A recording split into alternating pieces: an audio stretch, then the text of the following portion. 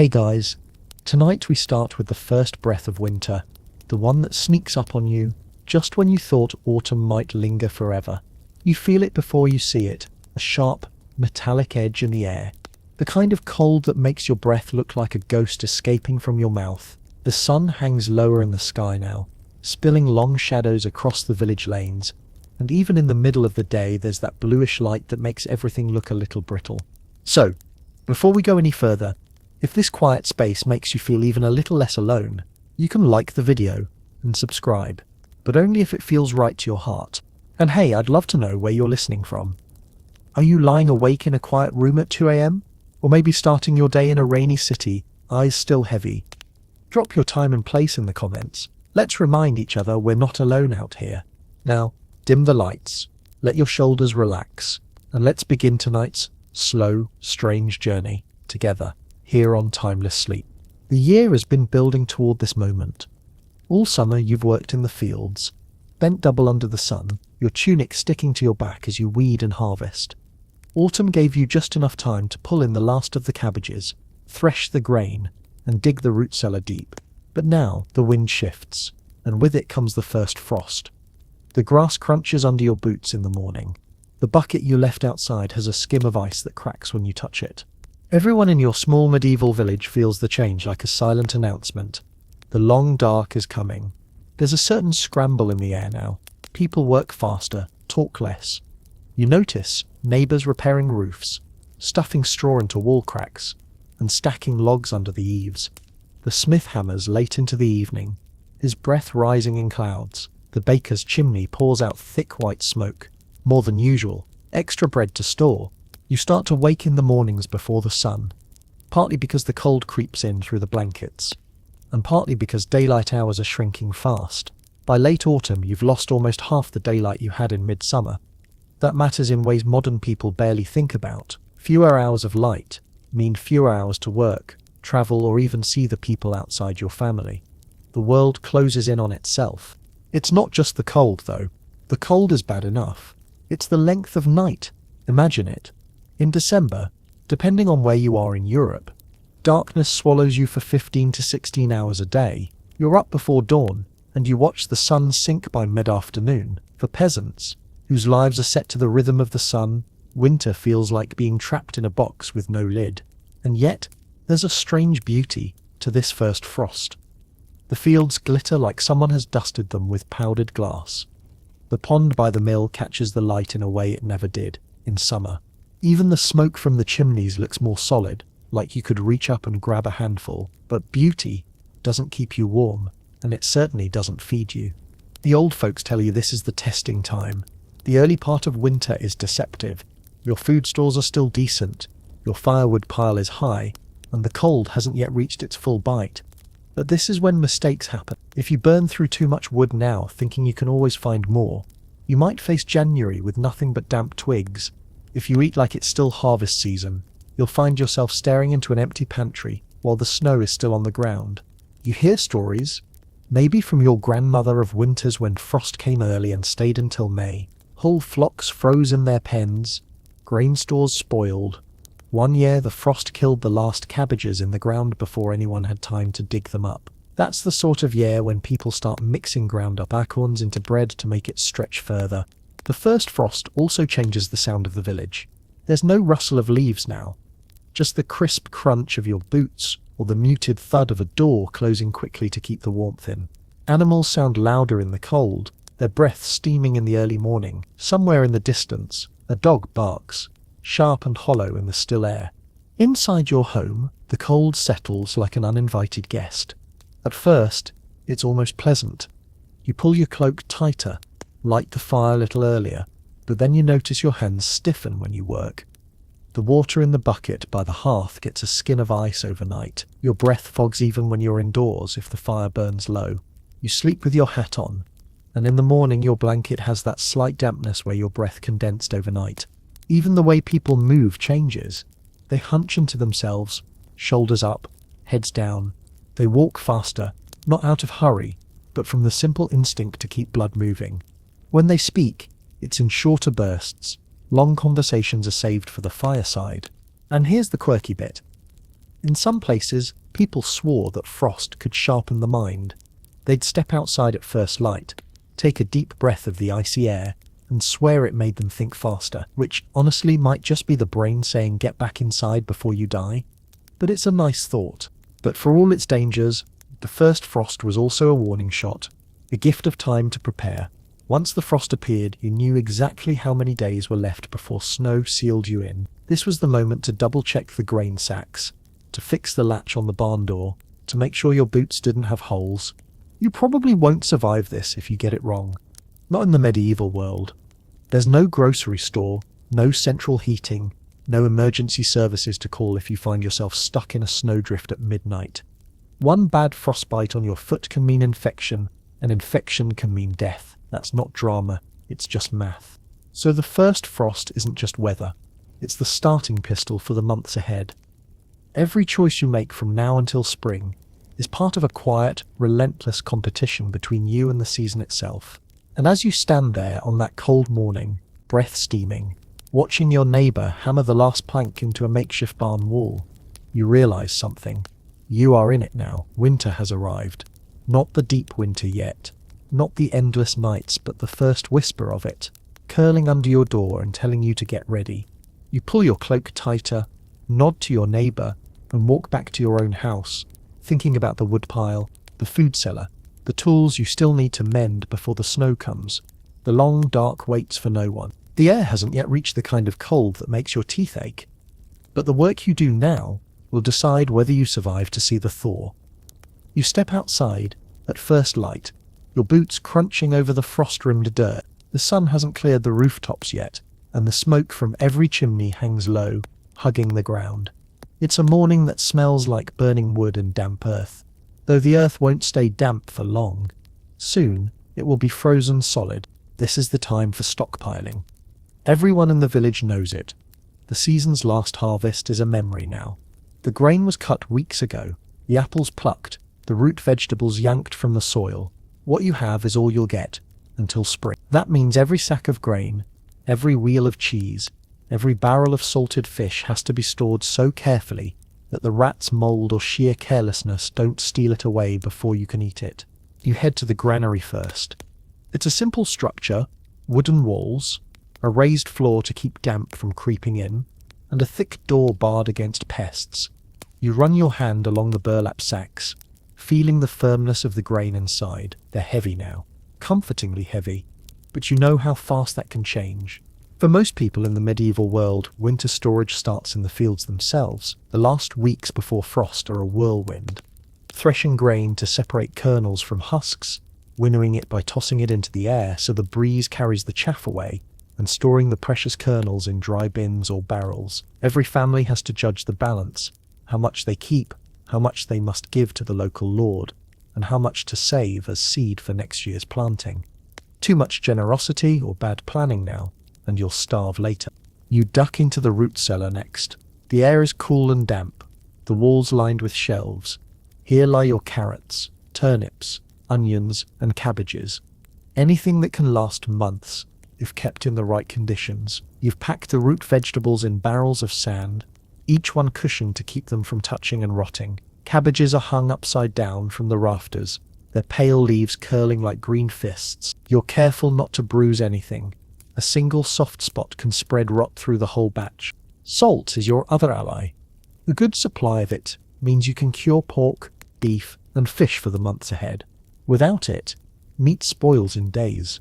Salt comes dear, sometimes shipped from far coasts, and in some villages, it's guarded like treasure. You run your fingers over the rim of a clay jar, filled with coarse white crystals, and think about how every grain is worth more than it looks. The fish you've salted are stacked in wooden tubs, each layer separated by another layer of salt. When you lift the lid, the smell is strong, almost sharp enough to sting your nose. You know it will taste the same months from now, maybe stronger, but strong is better than empty. There's also the matter of keeping vermin out. Cats are prized not just as pets, but as living pest control. A good mouser can save a family from disaster.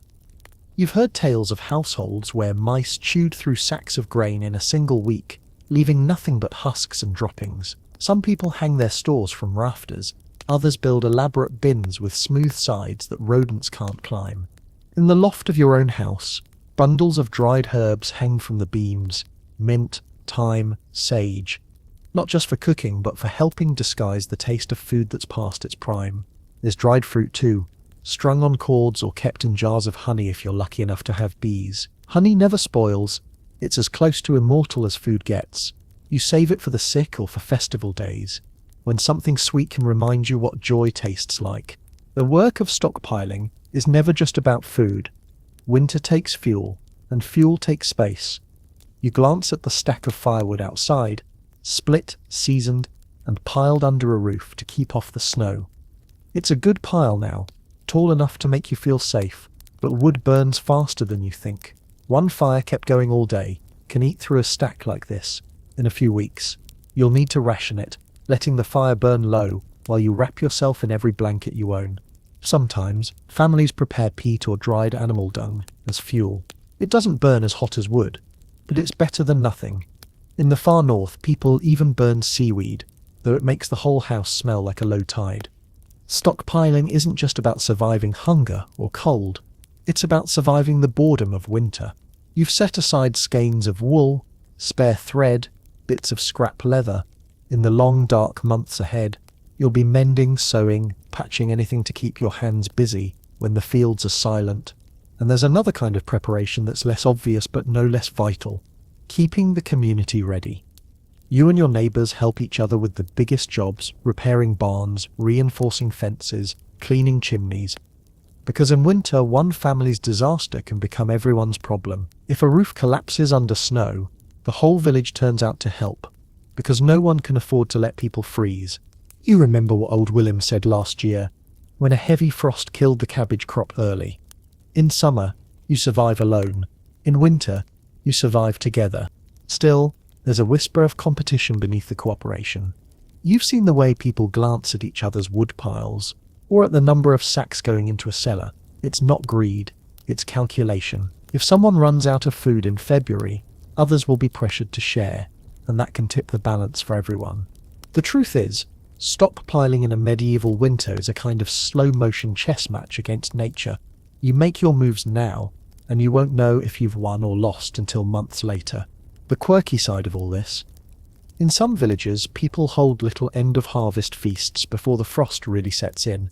It's partly celebration, partly superstition, the idea being that if you start the winter with joy and full bellies, you'll invite good fortune for the months ahead. Sometimes they'll roast the last fresh meat of the season, drink ale brewed with the last of the fresh hops, and dance in the frosty air until their toes go numb. It's one final flare of light before the dark. As you stand outside now, looking at the stacked firewood, the sealed barrels, the rows of jars in the cellar, you feel that strange mix of security and uncertainty. You've done all you can. You've worked until your hands cracked, until your back ached, until you fell into bed every night without the strength to speak. And yet you know it might still not be enough. That's the thing about a medieval winter. You can prepare perfectly, and still, the season might take more than you have to give. You head inside as the light begins to fade. Supper tonight will be simple: bread, cheese, maybe some onion soup. You'll eat it slowly, tasting each bite as if you're already counting what's left. Outside, the frost thickens on the eaves. Tomorrow, you'll check the cellar again, and the next day, and the next. Because the only thing more dangerous than not having enough is thinking you have enough when you don't. The low sun has barely crested the horizon when you hear the muffled sounds of movement from the byre. It's not unusual, animals are restless in the cold, but this morning's noises remind you of another task that can't wait any longer: shutting in the animals. All through the warmer months, livestock roam the pastures, cropping grass and finding their own food. They sleep under the open sky or in simple shelters that keep off the rain. But the first frost signals the beginning of a different arrangement, one where the animals, like you, must live indoors. You pull on your thickest wool cloak and trudge toward the barn. The grass crunches underfoot, the frost on it already sparkling where the light hits. You can smell the animals before you see them. A heavy, warm scent of hay, damp earth and dung. Your breath fogs the air as you push open the barn doors, hinges creaking. Inside, The cattle huff and stamp their hooves, their dark eyes reflecting the weak morning light. The sheep stand in a tight cluster, wool already thick from autumn grazing. In one corner, a few chickens hop from perch to perch, clearly unhappy about being cooped up so early in the day. Bringing the animals indoors for winter is both a relief and a challenge. On one hand, you know they'll be safe from the freezing wind and the snow that's coming. They'll be easier to feed, easier to watch for sickness or injury, but it also means they'll be eating from your stored feed, not the grass in the fields. Every day they're inside, they work their way through hay you've spent months cutting and drying. You take a pitchfork and begin spreading fresh straw over the floor. It's not for comfort, though it will soften the ground under their hooves, but to keep the damp earth from turning into a cold, muddy mess. Dampness is as much an enemy as frost. It seeps into the animals' legs, causes infections and weakens them over time. The cattle shuffle closer to the hay rack as you begin refilling it. Their breath steams in the chill barn, and their heavy bodies radiate heat. It's that heat, in fact, that will help keep the barn warmer than the outside air in the depths of winter. People sometimes call a good barn the village hearth for animals. But there's a trade-off. Warmth also means moisture, and moisture means trouble. The air inside a packed barn grows humid quickly, and without proper ventilation, it will reek within days. You've seen barns so poorly ventilated that a haze of ammonia hangs in the air, stinging your eyes. That kind of air can cause lung infections in both animals and the humans who tend them. You make a note to yourself tomorrow. You'll check the slats near the roof. Make sure they can be opened to let fresh air in without letting the warmth escape too quickly. It's always a balance, keeping the air breathable but the cold at bay. The pigs are the next concern. They're noisy this morning, snuffling and squealing for their feed. You toss them a mixture of boiled turnip scraps and grain husks, saved from threshing. They eat noisily, their curly tails twitching. In winter, pigs are tricky. They don't have thick coats like sheep, so you need to pile straw deep in their pens. Left in the cold too long, they'll grow thin quickly, and a thin pig in winter is a dead pig before spring. The chickens, at least, are easier to please. You scatter grain across the ground and check the nests for eggs. By midwinter, their laying will slow almost to nothing. Short days and cold weather confuse their bodies into resting. For now, though, the eggs are a small luxury, a promise of protein that doesn't require slaughtering anything. As you work, you remember something your father used to say: if the animals live, you live. In a medieval winter, livestock aren't just companions or property, they're survival itself. Cows mean milk, which means butter and cheese. Sheep mean wool for clothing, and if necessary, meat. Chickens give eggs. Pigs give meat and fat for cooking. Lose them, and you lose the security they represent. There's also the unspoken truth. In the depths of the coldest winters, the barn becomes a kind of shared living space. You've heard of families in the far north who build their houses attached to the byre, letting the heat from the animals seep through the walls. In desperate times, people will even sleep in the barn itself, tucked into hay near the animals for warmth. Of course, sharing a roof with your animals means sharing more than just heat. You share their smells, their noise, and inevitably their fleas and lice. Winter barns can become breeding grounds for pests. You've been lucky so far, but you've seen neighbours scratching at their necks by February, muttering about barn lice and wishing for the spring thaw. This indoor life changes the rhythm of your days. Every morning and evening, you feed, water and muck out the stalls. You check for signs of illness. Runny noses in the cattle, limps in the sheep, strange behaviour in the pigs. You patch broken boards, replace straw, and keep an eye on the feed bins to make sure they're not emptying faster than expected. The quirky part. In some places, people believe talking to their animals through the winter helps them stay healthy. You've heard of farmers who murmur to their cows while milking, tell their sheep stories, or sing to the chickens. Whether it's superstition or just a way to pass the time, you can't deny that the sound of a human voice seems to calm the animals. There's another old belief that on Christmas Eve, animals can speak to humans for a few minutes. It's a story you grew up with, and though you don't believe it, you still catch yourself glancing at the oxen on that night, just in case. Keeping the animals indoors also means dealing with their waste, and there's a lot of it. In some villages, people see it as an unpleasant chore. In others, it's a resource. Manure is collected through the winter and piled in a heap outside. ready to spread on the fields come spring. Some even pack it around the walls of their houses to block drafts. Crude, yes, but effective. By midday, the barn work is done. The animals are fed, watered, and settled.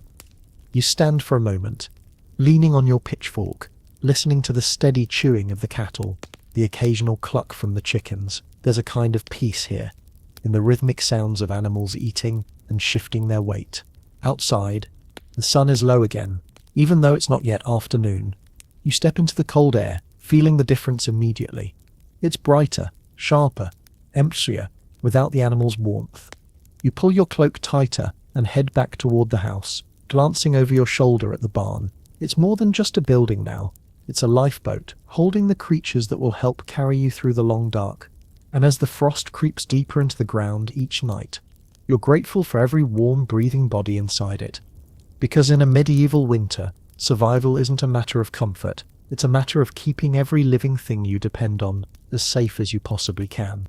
You've barely finished with the morning feeding when the real heart of winter living makes itself known. Not in the snow outside, not in the frost clinging to the barn roof, but in the air inside your own home. You duck back through the low doorway into your cottage, and the familiar, almost choking warmth wraps around you. It's the smell of burning oak and peat, the faint tang of soot, and the heavy, still weight of air that hasn't been fresh for hours. In the medieval winter, life shifts almost entirely indoors. Once the frost settles in, everything you do happens under a roof. Eating, sleeping, mending, spinning, carving, talking, praying. And that means fires are always burning, not roaring like some modern fireplace on a holiday card, but steady, stubborn flames that keep the cold from claiming your fingers while you work. The trouble is, those same fires fill the air with smoke. Your hearth, like most in the village, has no chimney in the modern sense. At best, it's got a simple flue or a hole in the roof where smoke can escape. On still days, though, the smoke hangs low, rolling through the rafters before it finds its way out. You've learnt not to sit directly under the vent. Drips of condensed tar sometimes fall from the beams. The soot creeps into everything. The ceiling beams are black with it. Your clothing takes on a permanent smoky scent that no amount of airing will remove. The walls, once pale plaster, are darkened near the roofline. You sometimes rub your hand along the stone near the hearth and come away with black streaks on your skin. It's not just a matter of aesthetics.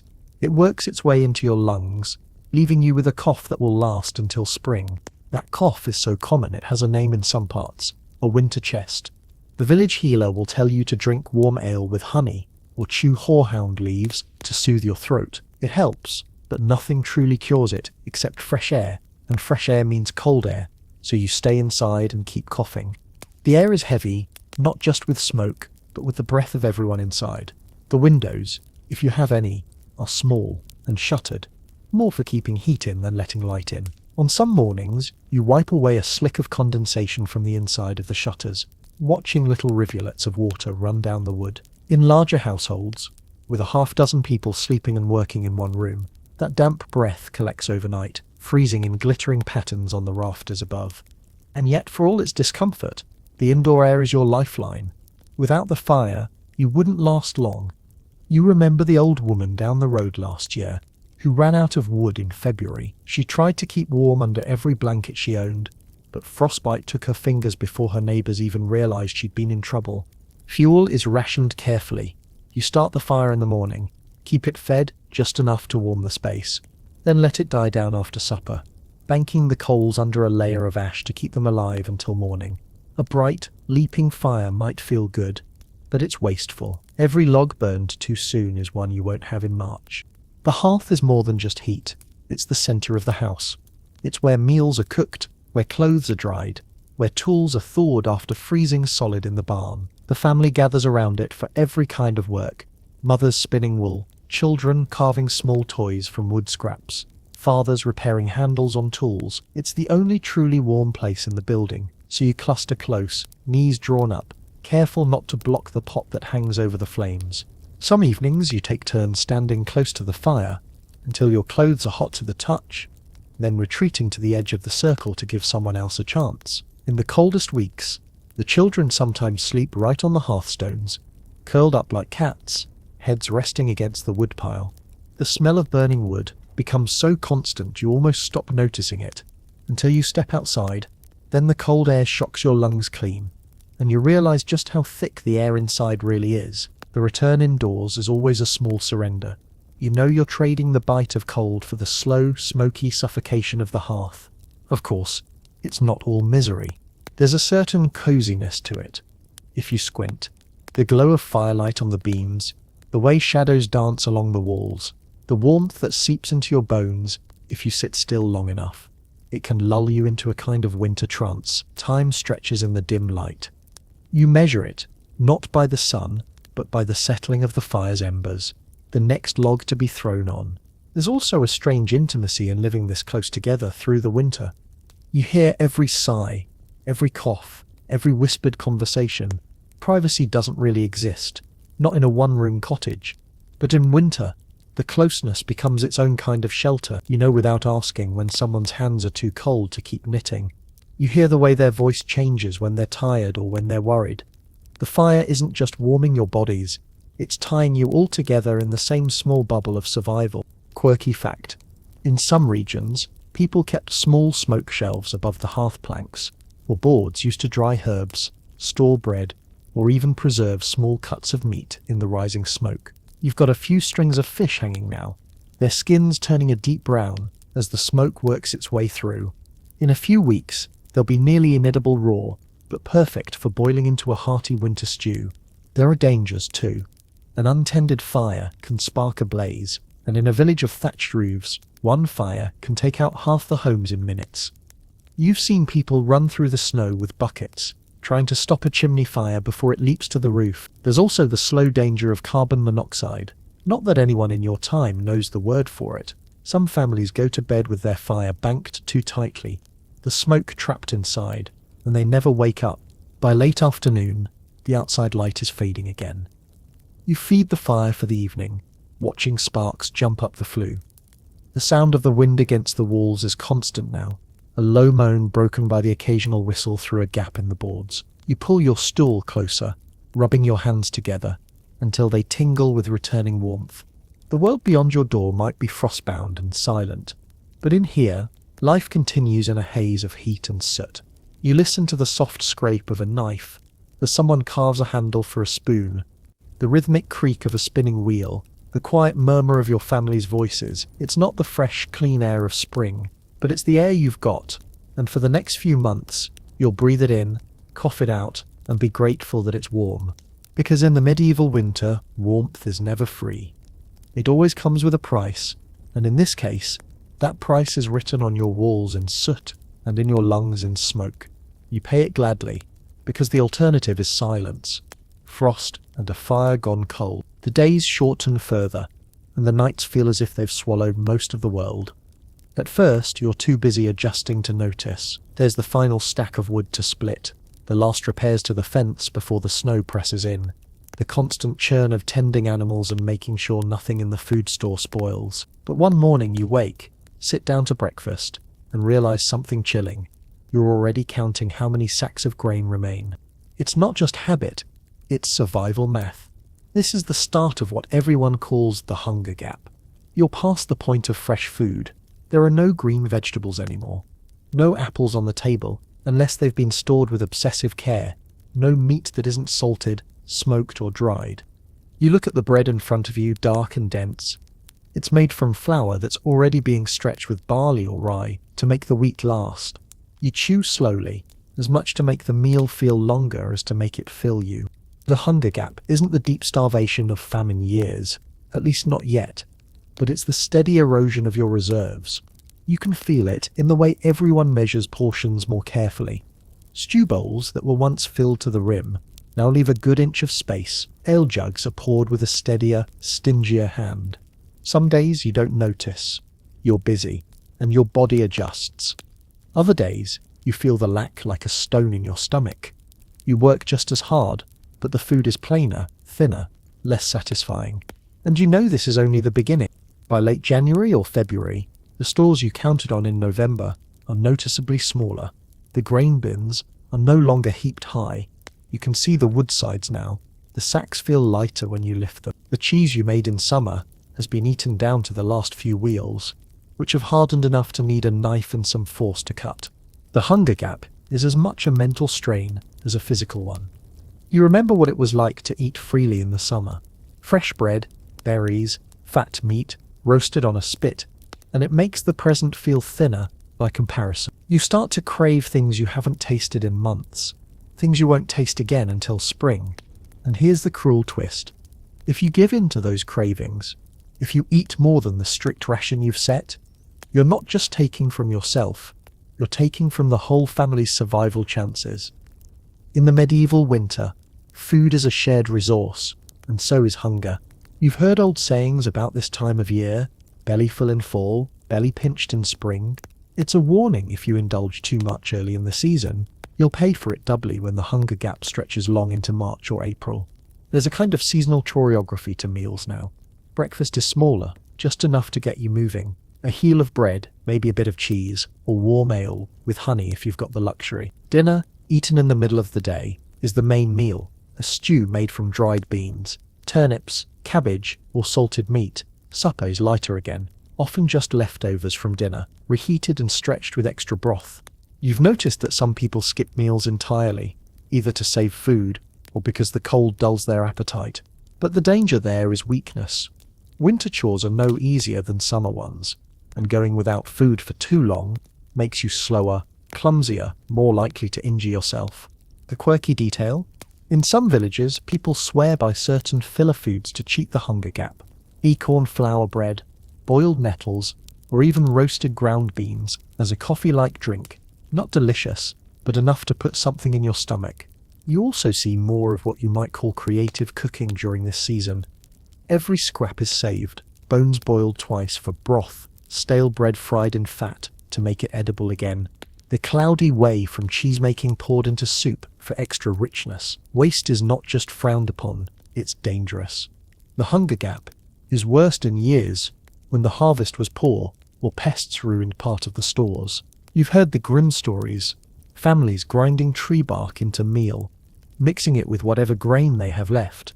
People boiling leather to soften it enough to chew. Those aren't everyday realities in a normal winter, but they hover in memory as a threat, keeping everyone careful. There's also the quiet fear of sickness during this time. Poor nutrition means weaker bodies, and weaker bodies mean a cough can turn to fever. Frostbite can turn to infection, and sickness eats into the stores too. Those who can't work still need food. You think of the elderly neighbour down the road too frail now to chop wood or fetch water. Her family brings her meals from their own ration, even though it means their own bowls are a little less full. In the hunger gap, generosity is both a virtue and a risk. By late winter, you find yourself dreaming about spring, not in the poetic way, but in the practical sense. You think about the first green shoots of wild plants you can eat, the first eggs when the hens start laying again, the first milk from cows that have calved. These aren't luxuries, they're relief from the slow tightening of the belt. And the hardest part?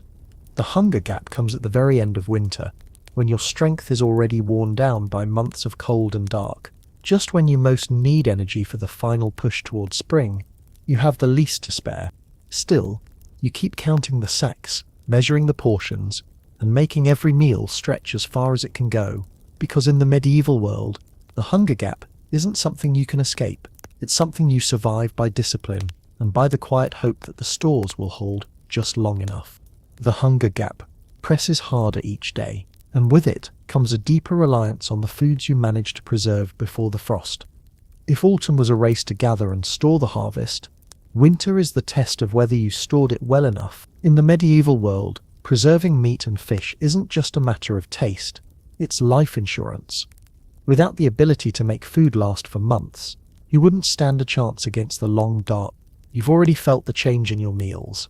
Fresh meat, the kind that drips juices onto the hearthstones and smells like feasts, is rare now. Unless you slaughtered something in the past few days and risked wasting meat you can't eat in time, everything you cook has been salted, smoked, dried, or fermented. It's the only way to make sure a kill in October can still feed you in February. Salting is perhaps the most common method, especially for fish and pork. The salt itself is precious. Hauled from distant coasts in heavy sacks, paid for with coins or goods. In some inland villages, salt is so costly it's counted and guarded like treasure. You open a barrel of salted pork now and feel the sting of it in your nose before you even see the pale meat. The fat is rimmed in a crust of coarse salt, the meat stiff to the touch. The process is simple but demanding. First, you cut the meat into manageable pieces. Then you rub salt into every surface. No spot can be left untreated, or rot will set in. The meat is packed in layers, salt between each, until the barrel is full. Over time, the salt draws out moisture, creating a briny liquid that helps keep bacteria away. The result is edible months later, though the flavour is more stubborn than pleasant. Fish, especially in coastal or river-rich areas, is treated the same way. In herring villages, you might see long rows of barrels, each one layered with silver fish and coarse salt. If you're lucky enough to live by the sea, salted fish becomes a winter staple. Inland, it's rarer, a sign you've traded well or have connections. Smoking is another option. You remember helping build the smokehouse, just a small hut with a low roof and a fire pit dug into the ground. Meat or fish is hung from poles. The fire kept low so it smoulders rather than flares. The smoke seeps into every fibre, darkening the flesh and creating a sharp, rich smell that will cling to it for months. It's hard, slow work. Too much heat and you cook the food instead of preserving it. Too little and you risk leaving it vulnerable to rot. Some families smoke sausages made from scraps of meat mixed with fat, blood and grains. Blood sausage, black and rich, is a favourite in some regions, though it's eaten sparingly in winter when every bite must count. Fermentation is less common for meat, but prized for fish in certain areas. In the north, people bury barrels of small fish in pits, letting them ferment for weeks or even months until they soften into a pungent, almost sauce-like food. Outsiders gag at the smell. Locals swear it's the best way to make a little protein stretch a long way. Then there's the drying method. In cold, windy regions, slabs of meat or whole fish can be hung outside under shelter, the frigid air slowly leaching away moisture. Dried cod, hard as wood, can be stored for years if kept dry. Eating it requires soaking and pounding it into submission before it's even chewable. Each preservation method has its own risks. A poorly sealed barrel lets in air or pests. A smokehouse left untended might allow mold to take hold. Dried fish exposed to damp can spoil in days. And in winter, there's no replacing a lost store. You can't just catch fresh fish or slaughter another pig without sacrificing spring's food supply. You think back to the frantic days of autumn when neighbours came together to help with the butchering. A pig killed in the morning was stripped, cut, salted, and hanging in the smokehouse by sundown. It wasn't just efficiency, it was necessity. In cool weather, meat could last a day or two. In summer, it would rot before the sun set. Now in the deep of winter, you see the payoff of that work hanging from hooks and stacked in barrels. The smell of preserved meat cooking fills the house often now. You take a salted slab, soak it in water to draw out some of the salt, then boil it with cabbage or onions. The broth is rich, even if the meat itself is tough. Sometimes you shave bits off a smoked ham and fry them in the pan, the fat hissing and filling the room with a scent that draws everyone closer to the hearth. Quirky fact, in some places, people keep the bones of salted meat long after the meat is gone. They'll drop them into pots of soup for flavour, again and again, until the bone itself begins to crumble. By then it's given every bit of itself to the pot. Not all preservation is about meat. Fish heads, too small to be worth salting, are dried and ground into powder to flavour porridge. The skins of certain fish are boiled to make glue or used to patch small items. Nothing is wasted. Winter has a way of teaching that lesson better than any sermon. You also notice how preserved food changes the rhythm of cooking. In summer, meals are planned around what's fresh that day. In winter, they're planned around what you're willing to take from the store. Every removal from a barrel or bin is weighed in the mind. How many days until the next feast day? How much longer until the river thaws? Can we afford to eat this now? By late winter, preserved foods begin to lose their edge. Salted meat grows harder, drier. The last smoked fish might have a faint fuzz of mould at the edges, scraped away before cooking. The barrels at the back of the cellar hold the least desirable cuts, The ones you didn't touch earlier because they were too fatty, too lean, or just plain ugly. Now, they're all that's left, and you eat them without complaint. The hunger gap is never more visible than when you scrape the bottom of a barrel and see bare wood. It's a sound that makes your stomach clench. But you've also learned that ingenuity stretches further than you thought. A small piece of meat, diced and boiled with beans and herbs, can feed a family if you make the broth thick enough. A single smoked fish can flavor a pot of porridge for days. Preservation isn't glamorous, and it's rarely delicious by modern standards. But it is the quiet, stubborn work that keeps you alive in the medieval winter. Every salted ham, every smoked herring, every dried cod is a promise you made to yourself in autumn. And now, in the deep cold, those promises are all that stand between you and hunger. The hunger gap is already wearing on you. But now, another problem creeps in. Quiet at first, and then suddenly urgent. You wake one morning to find the water bucket by the hearth frozen over with a skin of ice. You press a finger to it, and feel it crack. The fire has been kept low overnight to save wood, and the temperature inside the house dropped, just enough for even the water indoors to stiffen. That's your warning. From now on, fetching and keeping water will be its own daily battle. Frozen water isn't just an inconvenience in the medieval winter, it's a threat that can cripple every part of life. Without it, you can't cook, can't clean, can't drink, can't keep the animals alive. In warmer months, water is as simple as walking to the well, lowering the bucket, and hauling it back. Now every source is harder to reach, harder to use, and in some cases outright dangerous. Your nearest well is in the center of the village, a stone ring with a heavy wooden cover meant to keep snow and debris from falling in. On a day like today, the surface water in the bucket freezes almost as soon as it's drawn. Sometimes, if the cold is deep enough, the rope stiffens as you crank it up, and you have to beat the ice off it before you can pull the bucket free. And then there are the days when the well itself freezes. Not the whole column of water that's deep enough to stay liquid, but the top layer in the shaft will turn to ice. You have to smash through it with a long pole or a heavy stick before you can draw anything up. The work is exhausting, especially when you're already weak from the thin winter diet, and if you spill any on your clothes, you risk freezing yourself in place before you even get home. The river is worse. In summer, it's a broad, glittering path through the land, full of fish and perfect for filling barrels. In winter, it becomes a slab of dangerous glass. At first, the ice forms in fragile rafts along the edges, but by midwinter it can stretch solid from bank to bank. Breaking through it to fetch water is risky work. One slip, one misjudged step, and you could be pulled under by the current. There's a local story about a man who fell in one January. They didn't find his body until the thaw. It's the kind of tale mothers tell their children, not for drama, but for survival.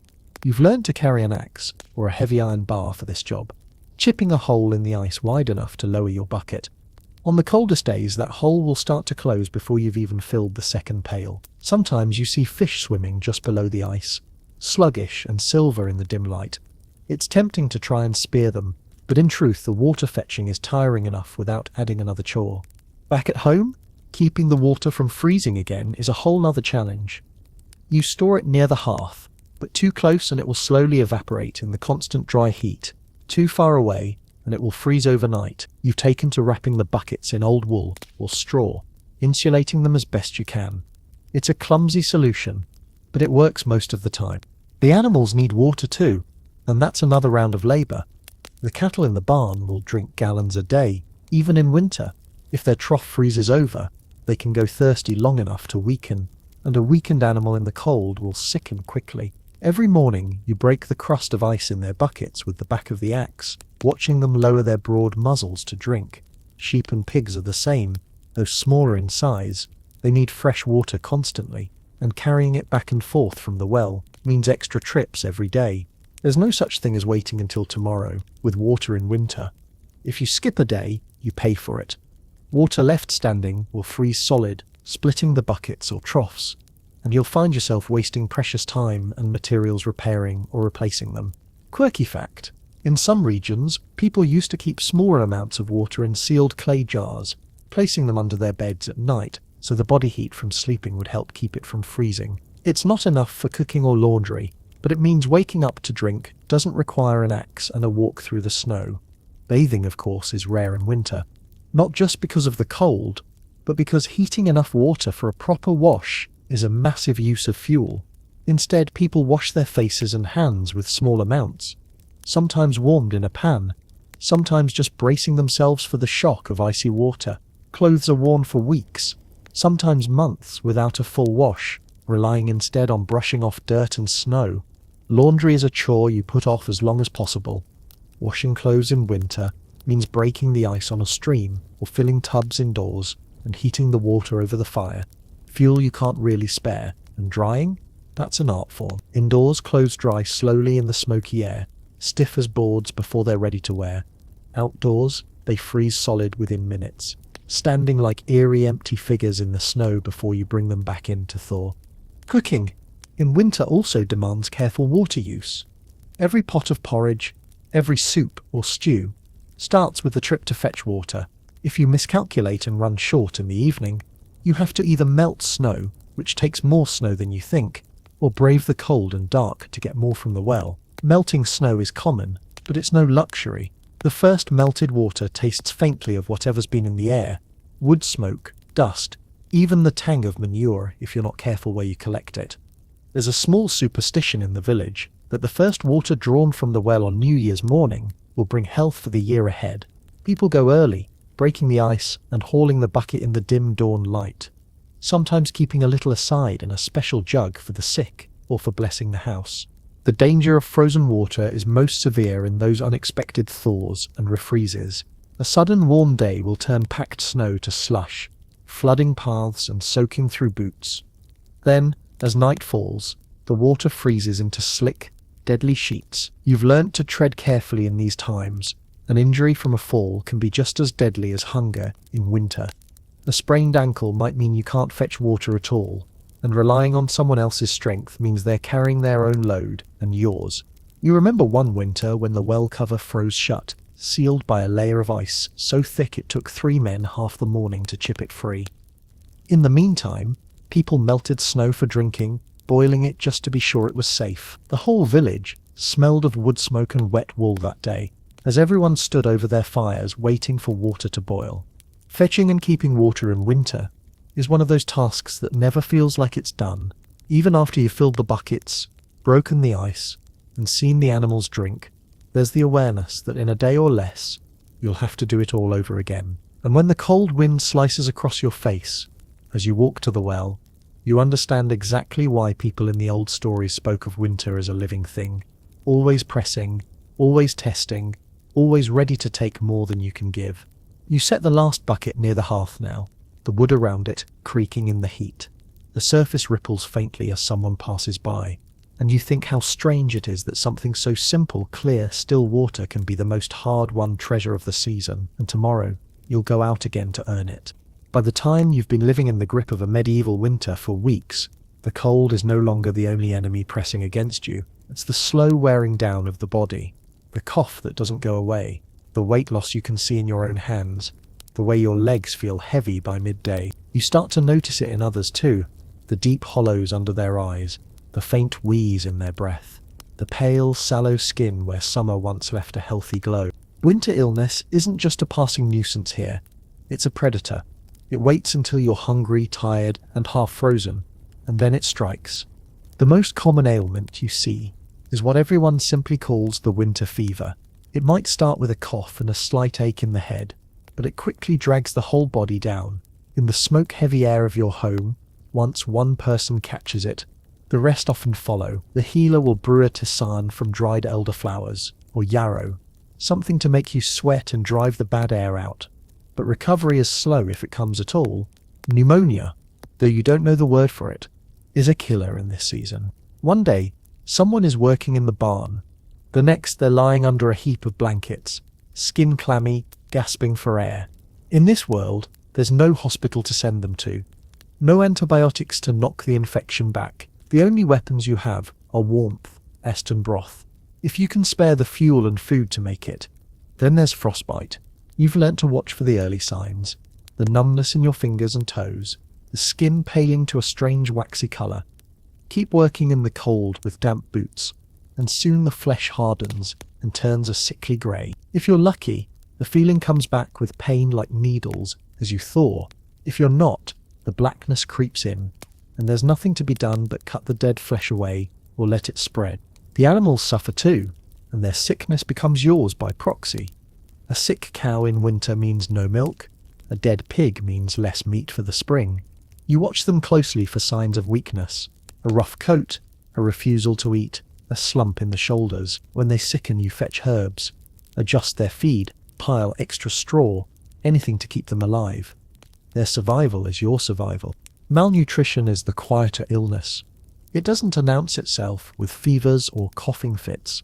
It just steals your strength day by day. With fewer fresh foods, scurvy becomes a lurking danger.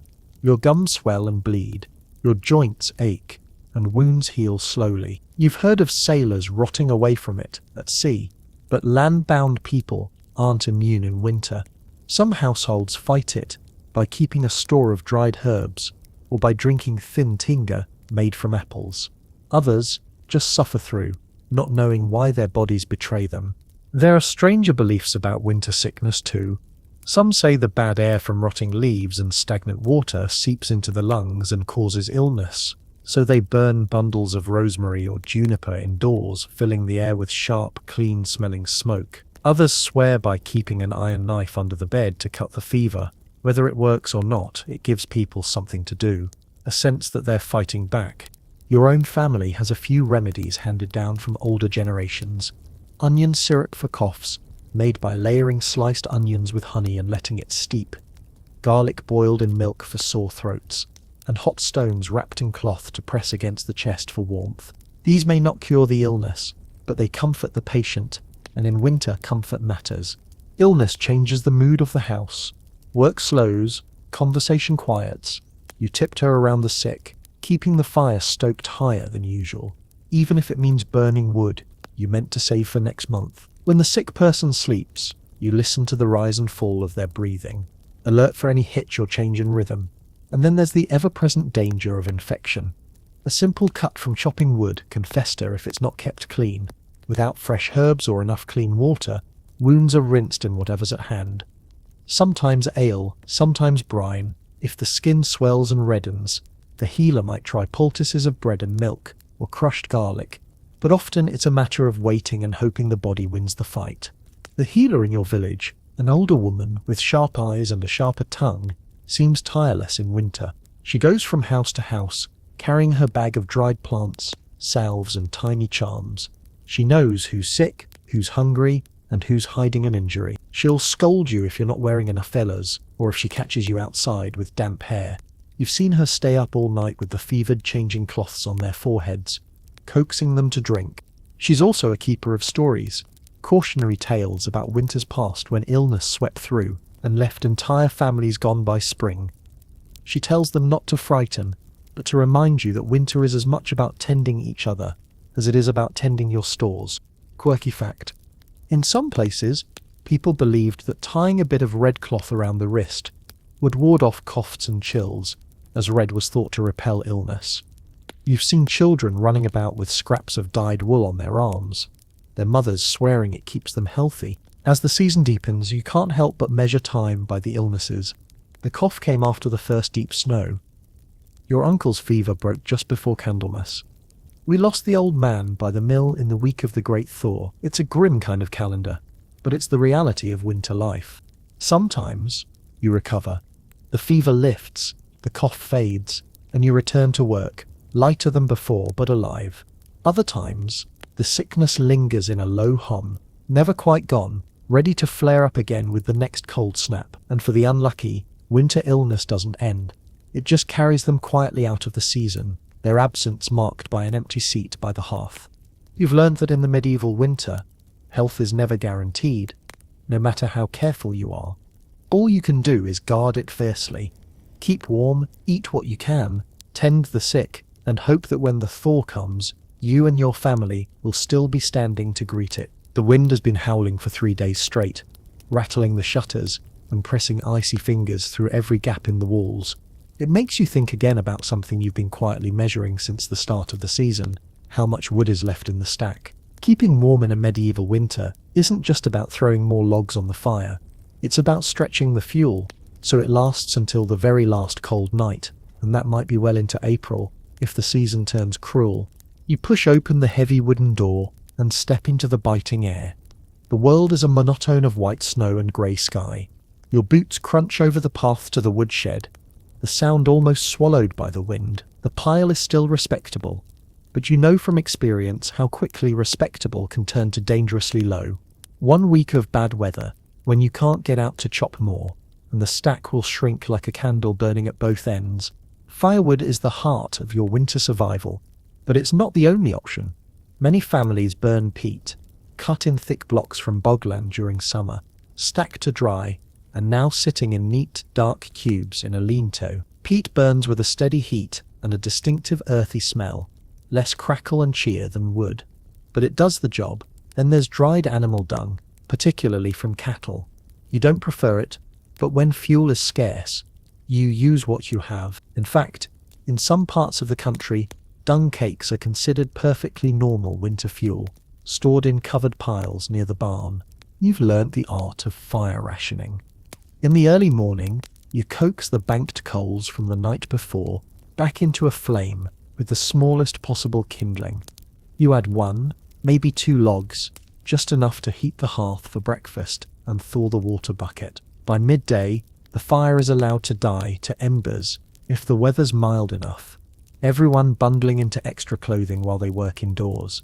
In the evening, you feed it more generously, knowing the heat will make the long night a little easier to bear. The fire isn't just warmth, it's a gathering place. Without it, the house feels dead.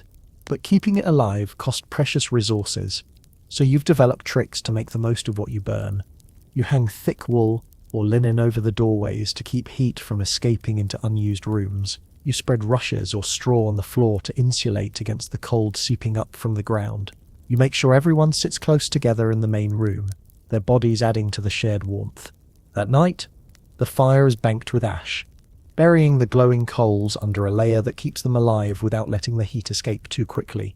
In the morning, you dig into that mound, find a still glowing heart, and feed it dry twigs until the flames leap again. Starting a fire from scratch takes time and energy, flint, tinder, and patience, so preserving the embers is worth the care. The shortage of fuel has shaped other habits too. Cooking is planned around the fire's schedule, so you can make the most of its heat. A stew pot hangs over the flames all day, feeding the family for lunch and supper without needing to relight the fire. Bread is baked in batches, using the residual heat of the oven after other cooking is done. Clothing is your second defense against the cold. Everyone layers wool on wool, undergarments, tunics, cloaks, trapping heat close to the body. On the coldest nights, you share beds, not out of affection, though it doesn't hurt, but out of necessity. The warmth of 2 or 3 bodies under one pile of blankets is far greater than one alone. In wealthier homes, you might see fur linings or thick feather mattresses. In poorer ones, it's straw bedding and whatever blankets you've managed to keep free of damp. In some villages, people even sleep with the animals in the same building. The buyer is at one end of the longhouse, the humans at the other, separated only by a partition. The body heat from the cattle helps warm the air. And while it means living with the smells and sounds of the barn, it can make the difference between frostbite and comfort. You also learn to use insulation in ways you might not think about. Windows, if you have them at all, are tiny and often covered in oiled parchment rather than glass. They let in a bit of light, but very little warmth, so you cover them with shutters as soon as the sun dips. Gaps in the walls are stuffed with moss, straw, or rags. Cloaks and spare clothing are hung on the inside of the outer walls for an extra layer. Heat in the medieval winter isn't a constant, it's a shifting luxury. You warm yourself at the hearth, then carry that heat with you under layers of clothing as long as you can. You hold hot stones or bricks wrapped in cloth to your chest or feet, using them like portable heaters when you climb into bed. Sometimes you heat a small pan of coals and carry it under a stool or into bed for a quick blast of warmth, though you have to be careful not to set anything alight. Quirky fact: some households used warming pans for beds, long-handled pans filled with hot coals, slid between the sheets to take the chill off before sleeping. It sounds luxurious, but in truth it was mostly for the wealthy. For most people, your bed was only as warm as you could make it with your own body heat. The biggest risk in managing fuel is overconfidence early in the season. You've seen families burn brightly through December, enjoying roaring fires and warm rooms, only to find themselves shivering in February with a few armloads of wood left. They resort to burning furniture, broken stools, old bed frames, anything that will catch. The smell of burning paint or resin is unpleasant, but when it's a choice between that and freezing, you do what you must. In truly desperate winters, people strip the land bare. Every hedgerow is cut back for kindling, every scrap of deadfall gathered. The woods around the village shrink year by year if the seasons are harsh. There's an old saying, a warm back today makes a cold hearth tomorrow. It's a warning to take only what you need, lest you rob yourself of next year's shelter. Keeping warm without burning out your fuel isn't glamorous work. It's 100 small decisions every day. Do I add another log now or wait an hour? Do we bake bread today or tomorrow? Can we close off the barn and keep it warm without feeding the fire inside? Can I stand the cold long enough to save just one more stick of wood? When the wind rattles the shutters again tonight, you'll pull your blanket tighter, feel the embers glow against your cheek, and know that every log saved is a little more safety in the weeks to come. Because the truth of a medieval winter is simple. Heat is life, and life has to last until spring. The snow comes in silently at first, soft lazy flakes that swirl and dance through the air as if they've got nowhere urgent to be. You watch them through the tiny parchment-covered window while you work at mending a tunic by the fire. At first it feels almost peaceful, the muffled sound outside, the gentle drift of white. It's the sort of thing that would be romantic if you didn't know better, but you do know better. Because you've seen what happens when snow decides to stay. The road to the well is gone, swallowed up in a featureless expanse. Even the barn, just a short walk away, feels far in the deep white. You can't see the path to the next house over, only the curve of a thatched roof under a heap of snow and a thin wisp of smoke from the chimney. Travel, at least for now, is out of the question. This is how isolation begins. In summer, the roads are little more than dirt tracks between fields and villages, but they connect you to the wider world, to markets, to fairs, to neighbours in distant hamlets. In winter, those tracks disappear under snow that can last for weeks or months, depending on the year. A heavy fall followed by deep cold makes them impassable, turning the land into a frozen maze. It's not just about distance, it's about danger. Walking through snow that's waist deep is exhausting, even for the young and strong. Your legs burn, your breath comes in ragged bursts, and the cold seeps through even the thickest wool. Worse, the landscape changes in ways that trick the eye. Streams are hidden under ice and snow, ditches vanish, and you can find yourself suddenly plunging into a drift up to your chest. For a traveller caught in such conditions, the risks are enormous. Without a clear path, it's easy to lose your way, even in familiar country. One turn too far, and you might wander into a hollow where the wind has piled snow high, or onto ice that won't bear your weight, and once you're soaked through, the clock starts ticking. Wet clothes and freezing air can sap the life from you faster than hunger. You've heard stories from your elders, merchants trapped for days in roadside chapels, entire bands of pilgrims forced to dig shelters into snowbanks until the weather eased. Those who tried to press on often didn't make it. In the village, people tell these tales not to scare, but to remind. Winter travel is not just difficult, it can be fatal. Trade slows too. If you didn't secure what you needed before the roads closed, you'll be making do until spring. No new salt for preserving food, no extra cloth, no iron nails for repairs. Even if you had the coin, there's no way to fetch it. The isolation isn't just physical, it's mental. The days blend into each other. You know exactly who you'll see, and what you'll do, and the sameness weighs heavy. The children grow restless first, pacing the room like caged animals. Then the adults start to feel it, the prickling need to be elsewhere, even if there's nowhere to go. The only way to break the monotony is to visit neighbours. But even that has to be planned like a military campaign. You wrap yourself in every layer you own, carry a walking stick for probing the snow ahead, and follow the hedge lines where the drifts are thinner. By the time you arrive, face red, legs aching, you're half frozen, and you know you'll have to make the same journey home before nightfall. Quirky fact: in some regions, villages would hang bundles of straw or cloth on tall poles along important paths before winter set in, so travellers could follow them when the ground was hidden. In deep snow, those markers could be the only way to tell you were still on the road. For the unlucky, being snowbound means more than boredom. It can mean being cut off from help in an emergency. If someone falls ill or a building collapses under snow, the nearest aid might be miles away over impassable ground. In such cases, the village becomes entirely self-reliant. The healer works with whatever she has on hand. Repairs are made with salvaged wood or stone from unused structures. Every resource is stretched thin. The snow also changes the way sound carries. On still nights, you can hear the howl of wolves from much farther than usual. Their voices seem closer than they really are, echoing off the frozen land.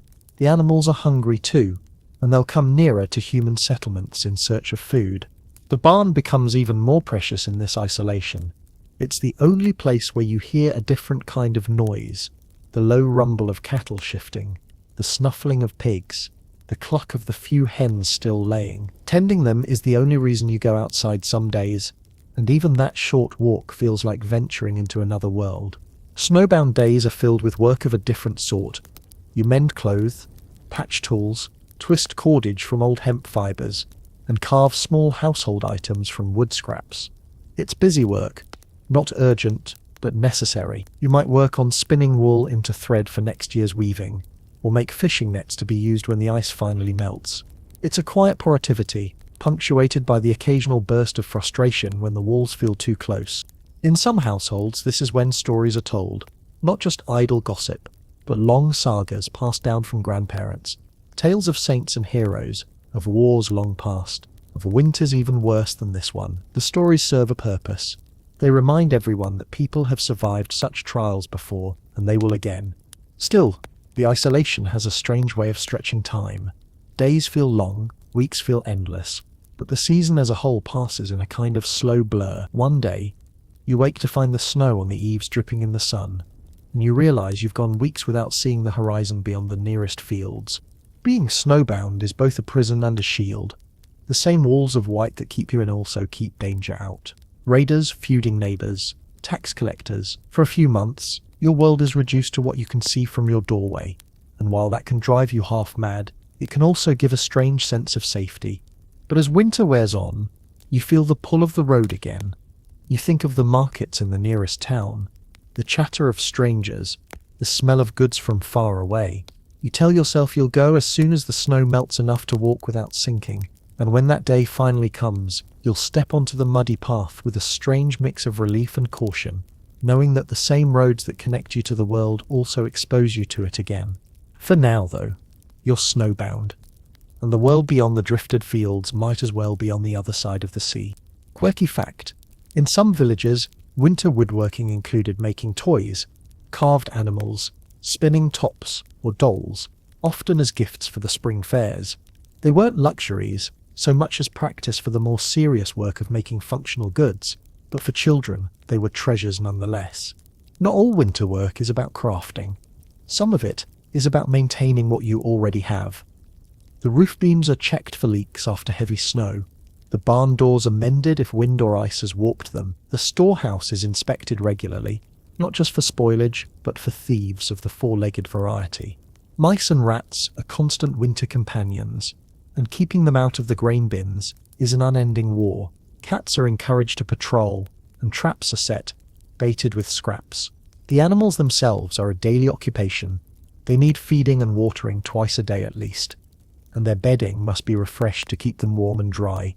Manure piles up quickly, and has to be shoveled out before it becomes a hazard to their health. It's back-breaking work in the cold, and yet the rhythm of it, hay in the morning, water at midday, more hay in the evening, becomes a kind of anchor in the otherwise shapeless winter days.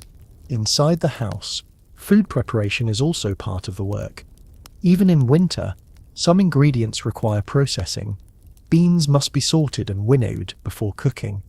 Dried herbs stripped from their stems, root vegetables checked for rot and trimmed before they can be cooked. Ale brewing often happens in the colder months, when low temperatures make it easier to control fermentation. The smell of malted barley and hops can be a welcome change from the omnipresent sense of smoke and damp wool. Sometimes the winter work is about preparation for the future. Flax from the summer harvest is retted and broken down into fibers for spinning into linen. Seeds for the coming planting season are sorted, the bad ones discarded, the good ones stored carefully in cloth bags or small wooden boxes. You might even see someone at the table by candlelight, scratching careful notes into a wax tablet about how much grain went into the ground last spring, how much was harvested, and how much remains, an early form of accounting, though the numbers are often kept in the head rather than in writing. But winter work isn't all industry and productivity. There's idleness too, sometimes by choice, sometimes by lack of choice. The days are short, and even indoors the light fades early. You can work by candlelight, but candles are precious, made from tallow or beeswax, gathered in summer, and you think twice before burning them just to pass the time. So the evenings are often filled with conversation, with singing, with quiet games played on a carved board or in the dirt floor by the hearth. There's an old saying, idle hands in winter knit trouble. It's partly true. With less to do outside, people have more time to dwell on grievances, to gossip, to stir quarrels that can simmer for months. Some lords and landowners kept a strict schedule of winter labour, not just to keep production up, but to keep tempers down. Still, winter idleness has its place. There are afternoons when the snow is falling thick and heavy, when the wind moans like a living thing around the eaves, and there's nothing to be done but sit close to the fire and wait it out. You sip thin ale or hot broth, mend a strap, hum to yourself, and let the hours pass. It's a rare moment of enforced rest in a life that otherwise allows little of it. In wealthier households, winter work can take on a more decorative air. Fine embroidery is stitched into garments, decorative carvings added to furniture, intricate patterns woven into cloth. These aren't necessities, they're displays of skill and status. But they too are a way of filling the long hours until spring. The longhouse, the cottage, the manor hall, they all change in winter. In summer, life spills outside. In winter, everything collapses inward. The rooms are crowded with people and work, with the sounds of scraping, spinning, cutting, and mending. The smell of wool, leather, and smoke mixes with the faint scent of herbs hanging from the rafters. There's no such thing as personal space, not really, but you learn to carve out moments for yourself, a quiet pause while winding yarn, a trip to the barn that takes just a little longer than necessary. There's a comfort in the constancy of it, in knowing that each day will bring the same cycle. Wake, feed animals, fetch water, tend the fire, work at handcrafts, prepare meals, mend, sleep. It's not the excitement of market day or the bustle of harvest, but it's steady, and in a season when chaos can come in the form of a single illness or storm, steady is something to value. Still, when you look at the snow outside, you can't help but count the weeks. You wonder how many more cloaks you'll mend, how many more buckets you'll haul, before the ground softens and the world opens up again. And yet, in a way, you know you'll miss it. Not the cold, not the hunger, but the strange, close-knit world of winter work, when everything you need is within the walls, and every sound outside is softened by the snow. After the Mass, the feasting begins. Even in the hardest years, people will scrape together something special for Christmas Day. Perhaps the slaughter of a pig or goose, loaves made with the finest white flour in the stores, a rare handful of dried fruit stirred into a pudding. There's ale from casks set aside in summer, stronger than the everyday brew. For a day or two, you let yourself eat until you're warm from more than just the fire. This is one of the few times in the winter when music fills the hall. Fiddles or flutes are brought out, voices raised in songs both sacred and not so sacred. The children are giddy with freedom and sweet things. The adults loosen under the heat of drink and fire. Stories are told, some about the nativity, others about saints, and still others about mischief and luck. These feasts are more than meals. They're proof to one another that you're still alive, still part of the same web of neighbours and kin. But medieval winter celebrations aren't all about indulgence. The church's calendar insists on balance. After the feast comes the fast. Epiphany, in early January, marks another moment of celebration. But between these high days are periods of restraint. Some of it is pious discipline. Some of it is simple necessity. In deep winter, when you know how far off spring still is. Every day without meat is a day's ration saved. The fast days have their own foods. Fish, of course, is allowed, salted, smoked or pickled, depending on your stores. Pottage made from grains and vegetables becomes the staple again, seasoned with whatever herbs you dried in summer. Cheese and eggs might be permitted, though in the coldest months the hens are rarely laying, so eggs are precious. For variety, you might see almond milk made from stored nuts, thick and faintly sweet. Candlemas, in early February, is another bright point. In the church, candles are blessed enough to last the year, and their glow is a reminder that the light will return. People sometimes say this day marks the halfway point of winter, though in truth, the hardest hunger often lies ahead. Still, the candles are a comfort. In some places, there's a tradition of eating crepes or thin pancakes, their round golden shapes echoing the returning sun. And then there's Lent, which sometimes overlaps with the tail end of winter. Here the fasting becomes even stricter. No meat, no dairy, no eggs, often for 40 days. In a strange way, it's easier to accept in winter, when scarcity already forces simplicity. The spiritual discipline becomes part of the same rhythm as the physical one. Feasts aren't always tied to the liturgical year. Some are tied to the weather itself. A sudden thaw in January might bring a weather feast.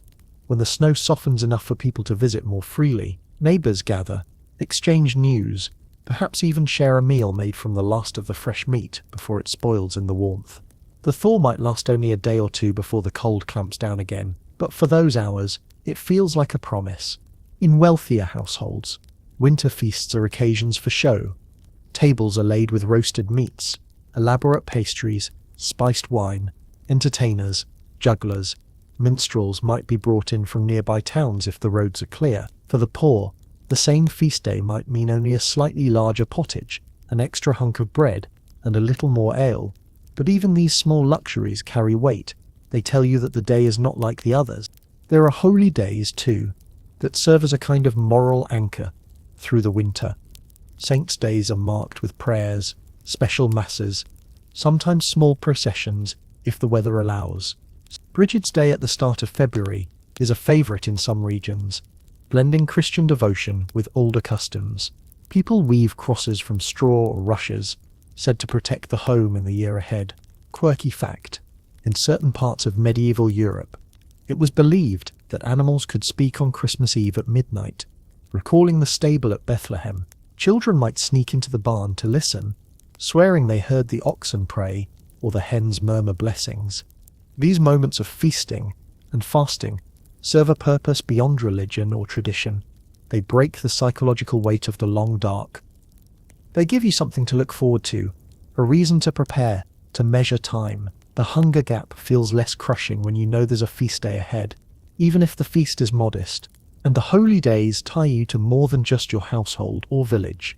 They connect you to a wider community, to the belief that people everywhere are marking the same moments. Even if the roads are blocked with snow, you can picture another village miles away, their candles lit, their voices raised in the same hymn.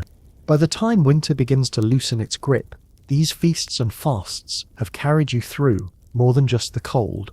They've marked your endurance. You remember the warm light of Christmas Mass, when the nights were longest, the smell of blessed candles at Candlemas, when you thought the darkness might never end, the careful restraint of Lent that sharpened your hunger, but also your resolve. In the medieval winter, survival is a practical matter of food, fuel, and shelter. But it's also a matter of the spirit. Without these punctuations of joy and discipline, the days would blur into a grey sameness, and the cold would seep into more than your bones. The feasts remind you why you endure. The fasts remind you how. By now the snow outside is deep and uneven. The drifts hard-packed where the wind has swept across the open ground, softer and treacherous where it piles in hidden hollows. Food stores are thinner than you'd like, and the hunger gap has already begun to gnaw at everyone's patience. The cold is bad enough, but there's another fear that creeps closer each night. Fear of what else the winter brings in from the wild. You hear them before you see them. The howl of wolves carries far in winter air, a sound that's sharper and more haunting than it is in summer.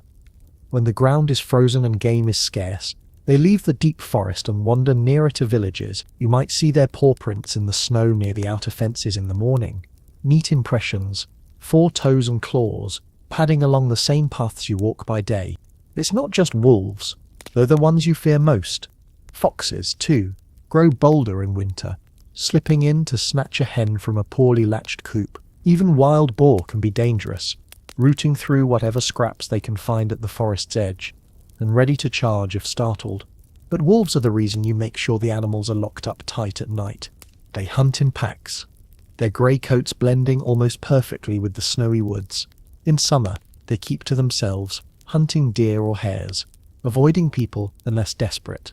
In winter, desperation comes quicker. You've heard of wolves pacing the very edge of torchlight outside a barn, their eyes glinting yellow, waiting for a chance to dart in. One winter, a cow from the next village over broke through the fence and wandered out to graze on some low shrubs. They found nothing but torn hide and scattered bones by the river 2 days later. People spoke of it in hushed voices, as though the telling itself might call the wolves closer. It's not only the predators you have to watch for. Poachers, men who take game from the Lord's forest without leave, are more desperate in winter too. They set snares for rabbits, drop nets for birds, even risk venturing into the deep woods for deer. For the poor, it's survival. For the Lord, it's theft, punishable by fines, imprisonment, or worse. You've seen the aftermath of a poacher caught in winter. A man brought into the manor yard, his bow confiscated, the rabbits he caught taken for the Lord's table. Sometimes they're set to work chopping wood for weeks as punishment, sometimes flogged and sent home empty-handed. The risk is high, but hunger can make a man bold or foolish. Some of the poachers are skilled enough to leave little trace. The snare line in the forest, checked every few days, might feed a family without anyone being the wiser. But in snow, tracks are difficult to hide. The Lord's foresters know how to read them like an open book. 2 men walking close, stopping often, one carrying a net, the other a sack. It's why most poaching in winter happens at night, even though the dark and cold make it twice as dangerous. In truth, the village often turns a blind eye to such things. If a man brings home a brace of rabbits in the dead of winter, few will ask where they came from. Even the reeve, whose job it is to report such crimes, may keep quiet if he knows the children in that house are going hungry. Quirky fact, in some places, villagers left scraps at the edge of the woods in the worst winters, not for charity to the wolves, but to keep them fed enough to avoid the livestock. A few bones here and there could mean the difference between losing a sheep and keeping the flock safe another week. Your own household is careful.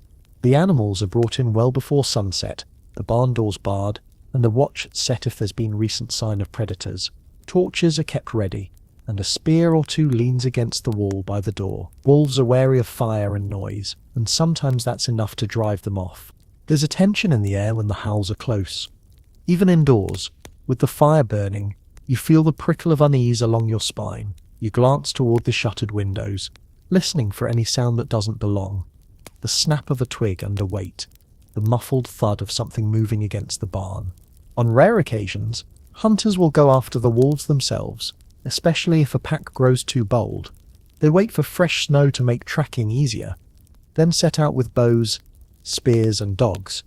The dogs are as much warning as weapon, barking and lunging to keep the wolves at bay. A single hunter is in danger, a group has a chance.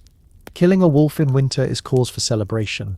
The pelt is valuable, the meat sometimes eaten in desperate times, and the village sleeps a little easier for a few weeks.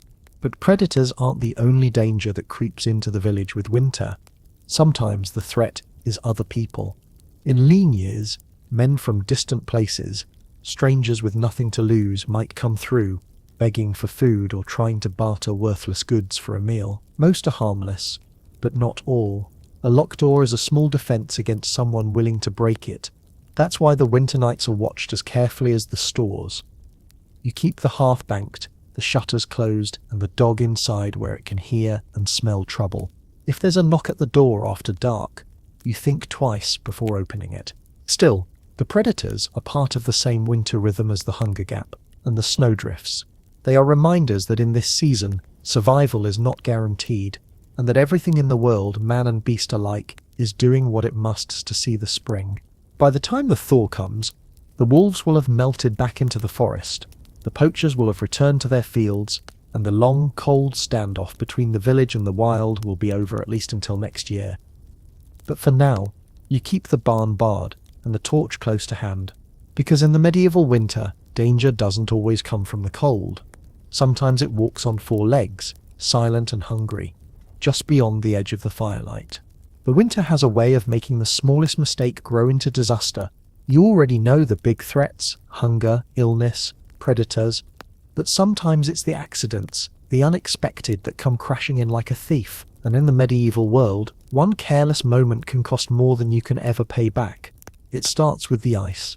One morning, you step outside, basket in hand, ready to cross to the barn. The snow from yesterday's storm has hardened overnight into a slick crust, polished by the wind until it shines like glass. Your boots slip the moment they touch it, and you catch yourself only by grabbing the door frame. You've seen what happens when someone isn't so lucky. A broken wrist, a cracked skull, a twisted ankle that swells purple and leaves a man limping for life. There's no surgeon to set the bone perfectly, no quick healing. In winter, an injury means weeks, sometimes months, without being able to work, and that can unravel the whole household survival plan. Paths are sanded, or strewn with ashes when possible, but supplies are limited, and a storm can wipe away your careful work in hours. Even inside the barn, frozen puddles from spilled water troughs can catch you unawares, sending you sprawling among hooves and horns. Then there's the weight of snow itself. That thick blanket on the roof looks harmless, almost pretty, but every flake has weight, and when they pile up for weeks without a thaw, they can press down with crushing force. You've heard the groaning creak of beams straining under the load. One winter, a neighbour's barn collapsed overnight, trapping 2 cows and a mule inside. They dug for hours in the bitter cold to pull the animals out, but by the time they reached them, the mule was gone, and 1 cow's leg was broken beyond saving. You make a habit of climbing up to clear the roof after heavy falls. Though it's risky work, the ladder wobbles, your hands go numb on the rungs, and the wind stings your face. But better that than waking to the sound of timbers giving way. Snow isn't the only weight to fear. Ice forms thick along the edges of roofs, growing into jagged icicles that glisten in the pale light. They look like glass, beautiful in their way, but a falling one can kill a chicken, or a person, instantly. You knock them down with a long pole whenever you see them thickening near the doorway. Fire is the other constant danger, the enemy hiding in the very thing you depend on to live. The thatch on the roof is dry and brittle, despite the snow outside.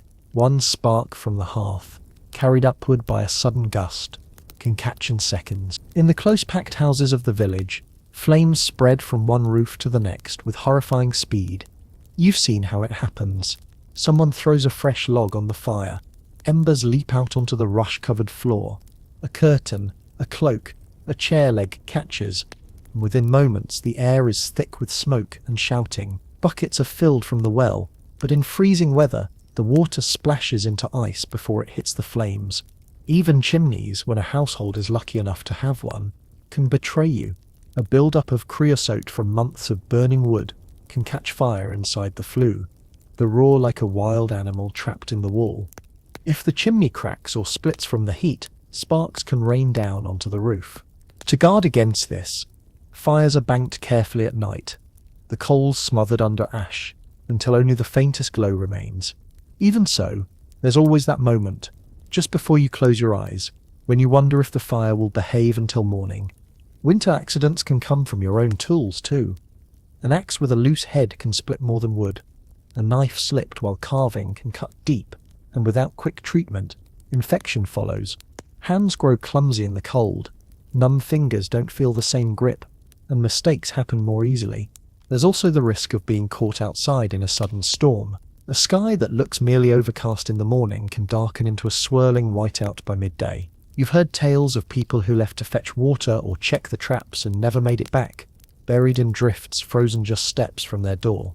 It's why everyone in the village keeps an eye on the sky and warns each other when the wind changes. Even animals can be part of the danger. A spooked cow in the barn can kick hard enough to break ribs. A pig rooting in the wrong place can overturn a bucket of hot water, In the tight spaces of winter shelter, there's little room to dodge. Quirky fact, some villages kept a fire ladder hung on the side of the house, not for escape, but to reach the thatch quickly if sparks caught. The first one to grab it was expected to climb and stamp out flames before they spread. A risky job, but one that could save the whole street. When accidents happen, the whole community often turns out to help. A collapsed roof means neighbours shoveling side by side in the freezing dark. A barn fire means bucket lines from the nearest water source, even if it's half frozen. A broken limb means someone else stepping in to haul water, chop wood, or tend animals until the injured person can move again. Still, there's only so much you can do in the moment. The real work of surviving winter accidents happens before they occur. Keeping tools in good repair, clearing paths of ice, banking fires with care, checking roofs after storms. The trouble is, even perfect caution can't catch everything. Winter has a way of finding the one weakness you've overlooked. And when it does, there's no pause button, no waiting for a better time to deal with it. A broken fence in summer can wait until tomorrow. A broken fence in winter can mean livestock gone by morning, stolen by cold or predators. A small leak in the roof in autumn is an annoyance. In winter, it's a death sentence for whatever lies beneath it. So you go to bed each night, listening to the groan of the beams, the crackle of the fire, the howl of the wind outside, and you remind yourself that caution is its own form of warmth. In this season, survival isn't just about food and shelter, it's about the constant, quiet work of keeping danger at bay. Because in the medieval winter, one accident is never just an accident. It's a chain of events that can pull you under faster than the snow can fall. The change doesn't happen all at once. It begins with something so small you might miss it if you weren't desperate for signs. A faint dripping from the eaves one afternoon, the steady plink-plink of water falling onto the packed snow below. You step outside and see that the icicles hanging from the roof are weeping in the pale sunlight. For the first time in months, you smell something other than smoke and frost, the faint, clean scent of meltwater. This is the first sign of thaw, and it stirs a mix of relief and apprehension in your chest. Relief, because it means winter is loosening its grip. Apprehension, because you know the thaw is as treacherous as the frost. At first, the changes are subtle. A patch of brown earth peeking through on the south-facing slope, a bit of green moss slick against the stone wall, the snow on the road turning soft underfoot in the warmest hours of the day. You start to hear birds again, not the full chorus of spring, but the occasional chirp or call, like a scout sent ahead to test the air. The sun feels different too. It has a weight to it now, a warmth that lingers on your cloak when you pause in its light. You catch yourself turning your face toward it like a plant, hungry for its touch after so many months of grey. But the thaw is not just gentle meltwater and welcome warmth. The snow doesn't vanish cleanly. It collapses, piled high for months. It's heavy now, with liquid, and when it gives way, it does so in sheets and slabs, sliding off roofs and crashing into drifts below. Paths you've trodden all winter become rivers of slush, and every step threatens to soak through your boots. The ground, frozen for so long, can't drink the water fast enough. Puddles spread across the fields, turning to shallow ponds in the hollows. Some freeze again at night, trapping yesterday's optimism under a slick of new ice. Other pools stand stubbornly, seeping into the soil by degrees. The village well becomes treacherous.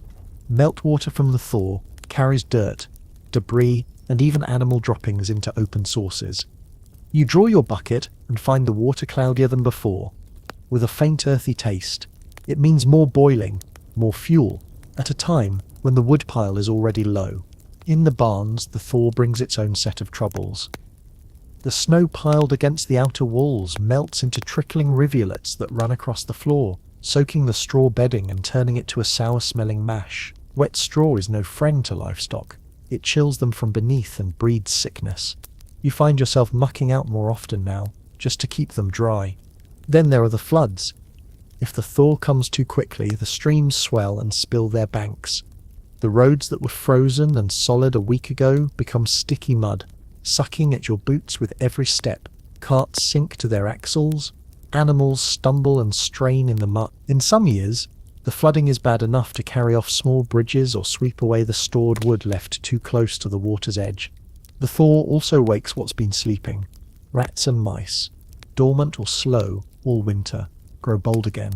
They raid the dwindling grain stores with new energy, and you have to double your efforts to keep them out. Insects stir in the warmer corners of the house, flies appearing from nowhere, a moth fluttering clumsily in the firelight. With the warming comes another danger: sickness. After months of cold, damp air trapped indoors, the sudden change can set off coughs and fevers. The mud and pooled water breed ailments of their own, and the healer will tell you that this is when agues and spring fevers take as many as the winter chills ever did. And yet, for all these hazards, the thaw is a relief to the spirit. You find yourself lingering outside longer each day, even if it means wet boots and chill toes.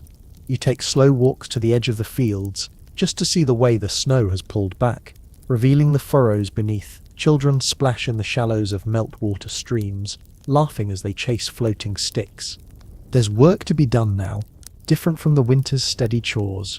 You begin to check the fences and walls, finding where frost and snow have pushed them apart. You look over the tools, planning which ones to repair first for the coming planting season. If you've been keeping seeds in storage, you bring them out to test for viability, sometimes soaking a few overnight to see if they swell properly. You also keep an eye on the wild foods. Nettles will be the first green you can harvest, tender shoots that sting your hands, but taste like hope. The first of the wild garlic will push through the thawed soil soon, sharp and pungent. These early plants won't fill your stomach, but they'll wake your tongue after the months of salted meat and dried beans.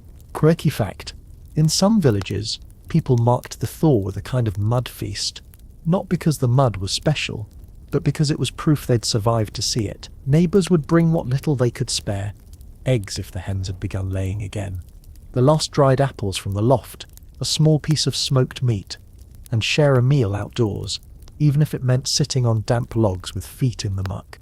The thaw also changes the sound of the world. The creak of snow underfoot is replaced by the squelch of mud, the splash of water from a passing cart. The wind loses its hard, cutting edge and takes on a softer whisper, carrying the smell of wet earth. In the evenings, the dripping from the eaves is a constant lullaby, and you can almost imagine it as the sound of the land breathing again. But you don't let yourself forget that the thaw can turn on you. A warm spell in February can be followed by a hard freeze in March, locking everything in ice again. You've seen the joy of early melt turn to misery, when a sudden frost kills the first green shoots, or bursts the barrels left too close to the open air. So you greet the thaw like an old acquaintance, not with the reckless joy of a child, but with the cautious welcome of someone who knows their history. You work with it where you can, guard against it where you must, and let yourself believe, just a little, that this time it might lead you gently into spring. For now, the snow still lies thick in the shaded places, and the nights still bite hard, but the days are undeniably longer, the light more golden, and the air carries the faintest hint of something new. You know you're not out of winter yet, but you can see the edge of it from here. The first green shoots are almost too small to notice.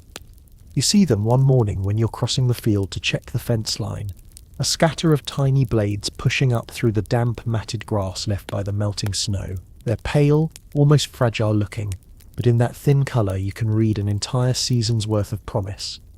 After months of brown and white, the smallest green feels like a feast for the eyes. You crouch down and touch them, half expecting them to be brittle from frost, but they bend and spring back beneath your fingers. They're not much yet, certainly not enough to eat, but they're the sign you've been waiting for. The land is waking. This is the moment when the winter truly begins to loosen its grip. Not when the snow first melts, not when the sun grows warmer, but when you can see new life pushing through the earth. It's the same pattern year after year, but after each hard season, it feels miraculous all over again. The hens seem to know it too. You find the first fresh egg in weeks nestled in the straw of the coop, still warm when you lift it into your hand. One egg isn't enough to change the meals for the day, but it's a promise of what's coming. Soon they'll be laying regularly again, and you'll have something fresh to add to the salted meat and stored beans. The livestock perk up as the snow line recedes. The sheep paw at the exposed patches of grass, nibbling greedily at anything green. The cattle, still lean from the winter diet, lift their heads to the warmer air and seem to breathe easier. They'll be on pasture again soon, and that means the hay supply, dangerously low now, can be stretched until the new grass is ready to feed them fully. The people perk up too. Faces that have been tight and pale all winter begin to loosen to colour. There's more laughter in the air, more movement in the lanes between houses. Children splash in the meltwater streams, ignoring their wet feet, and young men test the thawing ground with sticks to see how deep the mud goes. The first green shoots aren't just plants, they're a signal that the entire rhythm of life is about to change. The long inward-facing work of winter will give way to the outward rush of spring. Tools are brought out from storage, cleaned, sharpened, the ploughshares are inspected for rust, and the oxen's harnesses are checked and mended. The women go through the seed stores again, measuring out what will be planted first and what will wait for the safer, warmer days.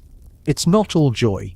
The hunger gap is still with you, and sometimes it's even sharper now than in the dead of winter. You've eaten through nearly all the best stores, and what's left is the food you set aside for emergencies. Beans with small stones mixed in, the last of the root vegetables, with soft spots that must be cut away, the toughest cuts of salted meat. Every fresh egg, every handful of greens from the hedgerows is a victory against the monotony. The hedgerows are your allies now. Nettles, sorrel, and dandelion greens begin to appear, small but edible. You gather them carefully, knowing they'll add both flavour and vital nutrients to the diet. In the worst years, these wild plants have been the difference between surviving to the harvest or not. Quirky fact, in some villages, the first wild greens of spring were boiled and eaten with bread on a particular feast day, both as a blessing for the coming year and as a kind of medicine to wake the body after the heavy foods of winter. People swore the bitterness of nettles was good for the blood, though whether it was medicine or just relief from salted pork, it's hard to say. As the ground softens, the fields begin to cool.